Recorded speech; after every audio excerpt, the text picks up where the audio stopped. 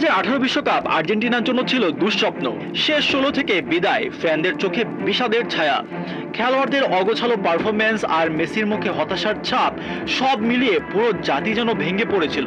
গুঞ্জন চলছিল জাতীয় দল থেকে সরে দাঁড়াবেন মেসি। সেই অন্ধকার সময়ে দায়িত্ব দেওয়া হলো এমন এক কোচকে যাকে খুব কম মানুষের চিনত, নাম লিওনেল স্কালোনি। সবাই ভেবেছিল সাময়িক সময়ের জন্য দায়িত্ব পেয়েছেন তিনি, কিন্তু সবাইকে ভুল প্রমাণ করে তিনিই হয়ে উঠলেন আর্জেন্টিনার ভাগ্য বদলে দেয়া মাস্টারমাইন্ড।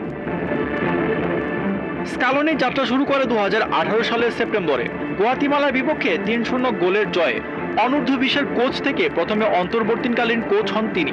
শুরু থেকে তিনি বুঝিয়ে দেন তার পরিকল্পনা অন্যদের থেকে আলাদা। ধীরে ধীরে গড়ে তুললেন এক নতুন আর্জেন্টিনা, যেখানে শুধু তারকা নির্ভর না হয়ে বরং পুরো দল একসঙ্গে লড়বে।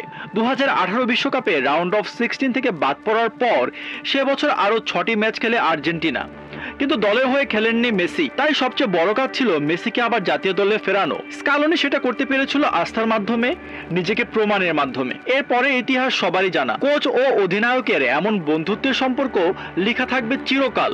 দুই লিওনেলের হাত ধরে পেয়েছে একের পর এক সাফল্য।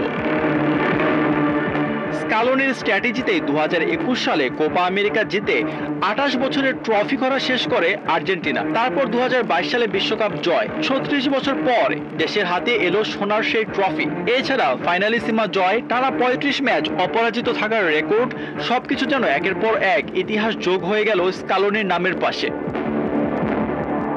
7 বছরে তার অধীনে আর্জেন্টিনা খেলেছে 86টি ম্যাচ, জিতেছে 64টি, হেরেছে মাত্র 8টিতে। এই সাফল্যের মাঝেও তিনি সবসময় নিজেকে আড়ালে রেখেছেন।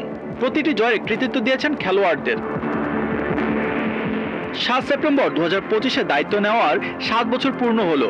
আশ্চর্যজনকভাবে প্রথম ম্যাচের মতোই সবশেষ ম্যাচও ভেনেজুয়েলার বিপক্ষে 3-0 গোলে জয়, তাও আবার মেসির জোড়া গোলে, যেন ইতিহাসের পুনরাবৃত্তি। এখন সামনে সবচেয়ে বড় চ্যালেঞ্জ 2026 বিশ্বকাপে শিরোপা ধরে রাখা।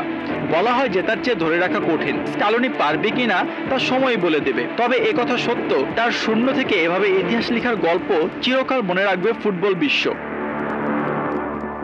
আশফাকুর রহমান, সিয়াম, 71।